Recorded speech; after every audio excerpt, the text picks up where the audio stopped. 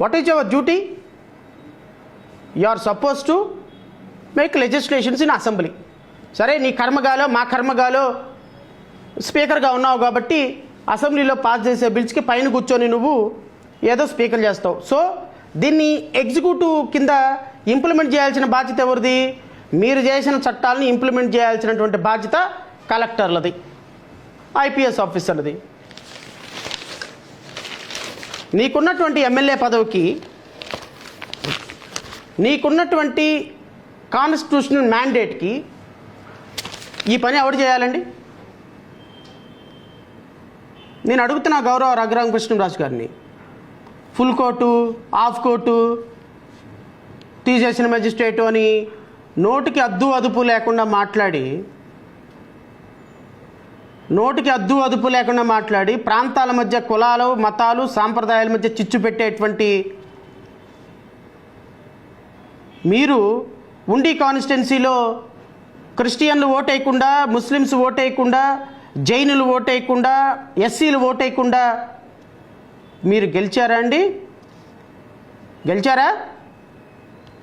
కేవలం మీ సామాజిక వర్గమో లేకపోతే మీరు అనుకున్న సామాజిక వర్గం వాళ్ళు ఓట్లు వేస్తేనే మీరు ఎమ్మెల్యే అయ్యారా? మీ ముఖ్యమంత్రి ఎమ్మెల్యే అయ్యాడా? మీ పవన్ కళ్యాణ్కి 90,000 ఓట్ల మెజార్టీ వచ్చిందా? మీ నారా లోకేష్కి 90,000 ఓట్ల మెజార్టీ వచ్చిందా? ఏ కులాలు ఓట్లు లేకపోతే మీకు మెజారిటీలు, ఇంత మెజారిటీ 164 సీట్లు వచ్చినాయి. 50% ఓటింగు ఎవరు ఓట్లు వేయకుండానే కేవలం సామాజిక వర్గంలో 3%, 6% ఉన్న వాళ్ళు ఓట్లు వేస్తే మీకు వచ్చినాయా? లేకపోతే ఎస్సీ, ఎస్టీ, బీసీ, మైనారిటీలు 80% ఉన్నటువంటి వీళ్ళందరూ ఓట్లు లేకుండానే నువ్వు ఎమ్మెల్యే అయిపోయి మీ అధికారులు ఈరోజు మీ కూటమి ప్రభుత్వం అధికారంలో ఉందా? ఎమ్మెల్యేగా వాట్ ఈజ్ యువర్ జాబ్? ఎమ్మెల్యేగా మీ పాత్ర ఏంటి? చదువుతా, రాష్ట్ర ప్రజలు కూడా వినండి. అనుమతులు లేని 113 చర్చీలకు నోటీసులు. పెదపేట రామాలయం నిర్మాణానికి నిధుల సేకరణ. Very good. రామాలయం నిర్మాణానికి నిధులు సేకరించుకోండి, కట్టండి. బికాస్ అది ఖచ్చితంగా మీరు ఎమ్మెల్యేగా మీ ఒక చోట రామాలయం కట్టాలి అని మీరు భావించినప్పుడు ప్రజల కోరిక మేరకు మీరు రామాలయం కట్టుకోవచ్చు, ఖచ్చితంగా నిధులు సేకరించుకోవచ్చు, మీరు ఏమైనా చేసుకోవచ్చు. కానీ అనుమతి లేని 113 చర్చలకు నోటీసులు ఇవ్వడానికి నీకెవడు ఇచ్చారా అధికారం? Who are you? నువ్వెవడివయ్యా? కోనికిస్కా గొట్టం, నువ్వెవడివి? పశ్చిమ గోదావరి జిల్లా నుండి ఉండి నియోజకవర్గంలో ఆకివీడి మండలంలో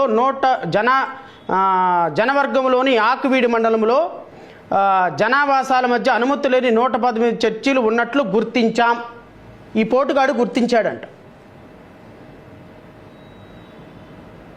నీకేంటి సంబంధం అంటున్నాను నేను.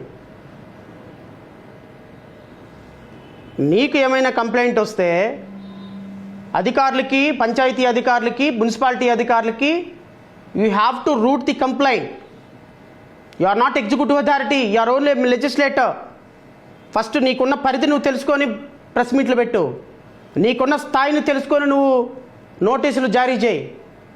డిప్యూటీ స్పీకర్ అయ్యుండి సిగ్గులేదా? ఒకళ్ళ చేత చెప్పించుకోవాల్సినటువంటి జాబులో ఉన్నావా నువ్వు? జనావాసాల మధ్య అనుమతి లేని 113 చర్చిలు ఉన్నట్లు గుర్తించాం. ఒక్క ఆకువీడు పట్టణంలోనే 29 చోట్ల ఇంటి పన్నులు కడుతూ చర్చిలు నడుపుతున్నారు. వారికి 2 రోజుల్లో నోటీసులు ఇస్తాం. ఈ మాట ఎవరు చెప్పాలి రఘురామకృష్ణరాజు? నోటీసులు ఇస్తామని చెప్పాల్సింది మున్సిపల్ కమిషనర్ ఆఫ్ ఆకివీడు.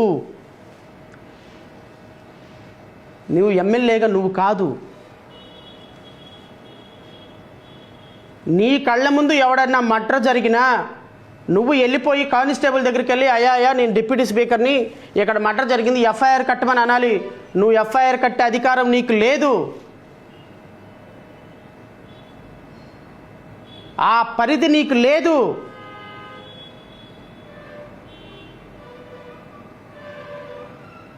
ఒక పర్సనల్గా తీసుకొని ఒక మతం మీద ఒక ఎమ్మెల్యేనే దాడి చేస్తుంటే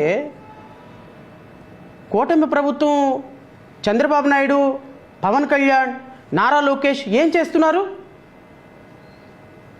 ఎవరండి నోటీసులు ఇవ్వాల్సింది? ఎవరండి గుర్తించాల్సింది? అనధికారికంగా చర్చలుంటే గుర్తించాల్సింది ఎవరండి?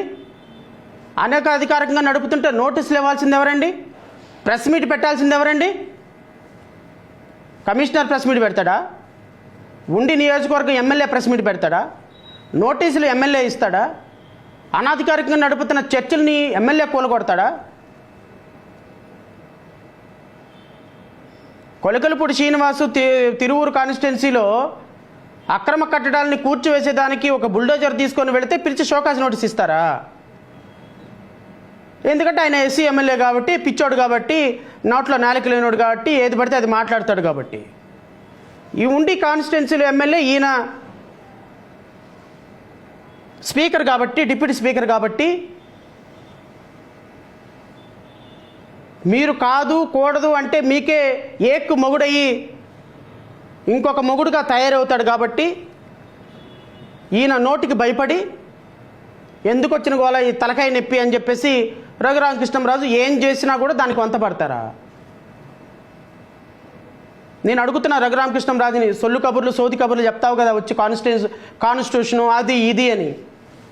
నేను అడుగుతున్నా మిమ్మల్ని, చెప్పండి. చర్చిలు గుర్తించాల్సిన, మసీదులు గుర్తించాల్సిన అవసరం ఒక ఎమ్మెల్యేగా మీకు ఎవరిచ్చారో అధికారం? నాకు చెప్పండి ఆ సమాధానం. అదేదో చెప్తా వచ్చి నాకు మళ్ళీ ప్రెస్ మీట్ పెడతారన్న సంగతి నాకు తెలుసు. కానీ అనవసరంగా మీరు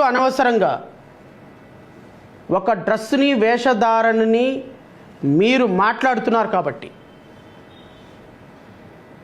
మీకు ఓట్లు వేసినటువంటి ప్రజలని భయభ్రాంతులకు గురి చేస్తున్నారు కాబట్టి, ఈరోజు మీకు ఓట్లు వేసిన నేరానికి కొన్ని వందల మంది ఊర్లు వదిలి, తల్లిదండ్రులను వదిలేసి ఎక్కడో దాక్కొని చెయ్యని నేరానికి నరక యాతన అనుభవిస్తున్నారు గత వారం 10 రోజుల నుంచి. కేవలం మీ యొక్క ప్రోత్సాహం వల్ల, మీ యొక్క శాడిజం వల్ల. మీరు అనుకుంటున్నారు నా దగ్గర ఎమ్మెల్యే పదవి ఉంది, నేను డిప్యూటీ స్పీకర్ని, కలెక్టర్ నా మాట వింటాడు, ఎమ్మెల్యే ఎవడు సిఐ నా మాట వింటాడు, డిఎస్పీ నా మాట వింటాడు, ఎస్పీ నా మాట వింటాడు, అవసరమైతే చంద్రబాబు నాయుడికి ఫోన్ చేస్తాను, అంతగా అవసరమైతే పవన్ కళ్యాణ్కి ఫోన్ చేస్తాను. ఎందుకంటే నా మీద దాడి జరగకపోయినా జరిగింది అని ఖండించారు కదా వీళ్ళందరూ. సోకాల్డ్ పవన్ కళ్యాణ్, ముఖ్యమంత్రి, వీళ్ళంతా రఘురామకృష్ణంరాజు మీద జరిగిన పాశవిక దాడిని ఖండిస్తున్నామని ఈ సోకాల్డ్ మనగాళ్ళందరూ కూడా పి గన్నవరంలో ఒక శవాన్ని అడ్డుకుంటే దాన్ని ఖండించలా, ఒక గ్రామాన్ని ఆయన కాన్స్టిట్యున్సీలో వెలేస్తే ఖండించలా, చిన్నపిల్లల మీద దళిత పిల్లలు అని చెప్పేసి దాడి జరిస్తే ఖండించలా. వీళ్ళు ఈ దాడులను ఏం ఖండించలేదు. కానీ రఘురామకృష్ణరాజు 200 మంది సైన్యాన్ని వేసుకొని, ఇంకొక 200 మంది పర్సనల్ సెక్యూరిటీని పెట్టుకొని 400 మందితో శ్రీరామనవమి రోజున అక్కడికి వెళ్ళి కావాలని అక్కడ గలాటా క్రియేట్ చేసి అక్కడ లోకల్ పర్సన్స్ని వీళ్ళే దాడి చేసి, ఆ దాడిలో ఒకళ్ళు ఇద్దరు కార్యకర్తలను గాయపడితే ఆ కార్యకర్తల దగ్గర నుంచి స్టేట్మెంట్లు తీసుకొని కొన్ని వందల 10 మందిని ఎఫ్ఐఆర్లో నమోదు చేసి ఆ ప్రాంతంలోకి ఎవరిని వెళ్ళనీయకుండా, ఎవరిని బయటికి రానియకుండా అక్కడ 144 సెక్షను పోలీస్ పికెటింగ్లు ఏర్పాటు చేసి మమ్మల్ని హౌస్ అరెస్టులు చేసి దమ్ముంటే రండిరా చూసుకుందాం, దమ్ముంటే రండిరా షకావత్తు అంట. దమ్ముంటే రండి షకావత్తా, ఎవడొస్తాడో రెండే. మరి తీపిచ్చే 144 సెక్షన్ అక్కడి నుంచి, పోలీసుల దగ్గర నుంచి హౌస్ అరెస్టులు చేయకుండా ఆపిచ్చు, మీ ముఖ్యమంత్రి చేత చెప్పించు మమ్మల్ని.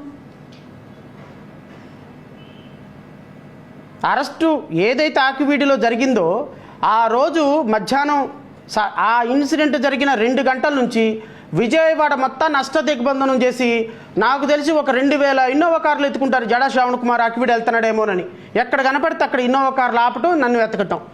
నా ఇంటి చుట్టూరు పోలీసులను పెట్టారు. ఎందుకు అంత భయం? అంత భయం ఎందుకండి? ఛాలెంజ్ చేసావు కదా ఆకివీడు రమ్మని, ఎందుకు భయం ఎందుకు? మరి 144 సెక్షన్లు ఎందుకు? పోలీస్ పికెటింగ్లు ఎందుకు? గ్రామంలో వాళ్ళని బయటకు రానికపోవటం ఎందుకు? బయట వాళ్ళని లోపలికి పోనీయటం ఎందుకు అంటే తెలుగుదేశం పార్టీని పొట్టముంచడానికి మీరు వేసినటువంటి పన్నాగం, మీరు పన్నినటువంటి పన్నాగం అద్భుతంగా ఫలిస్తుంది. మీరు ఇలాంటి పన్నాగాలు మరెన్నో పన్నాగాలు పన్నాలి అని దీనికి మీరు వికృత క్రీడ ఆడాలి అని మీ నియోజకవర్గంలో ఇంకా బలైపోవాలనుకున్నటువంటి వాళ్ళు. అందరికీ నమస్కారం. జై శ్రీరామ్. జడ శ్రావణ్ కుమార్ గారు పట్టువదలని విక్రమార్కుల్లా మళ్ళా వేసిన ఈరోజు పాత రిట్లో జాయిన్ అయ్యి వేసిన దాన్ని తిరిగి మన సీనియర్ రవిప్రసాద్ గారు అద్భుత వాదన పటిమతో దాన్ని కొట్టివేయటం జరిగింది. నేను విత్డ్రా చేసేసుకుంటాను అని వారు అడిగారు. సరే చేసుకో, డిస్మిస్ రాసి విత్డ్రా అని చెప్పడం జరిగింది. దానికి ఇప్పుడు బయట ఏ అర్థాలు చెప్తాడో ఏం చెప్పుకుంటాడో ఆ రిజెక్షన్కే మనం వదిలేద్దాం. జడగారు closed, all doors are closed. మీకున్న ఆప్షన్ వీలైతే పరమత సహనం వహించి 3 ఉదయం 7:14 మీరు కూడా రండి, శంకుస్థాపనకి రండి. Good bye.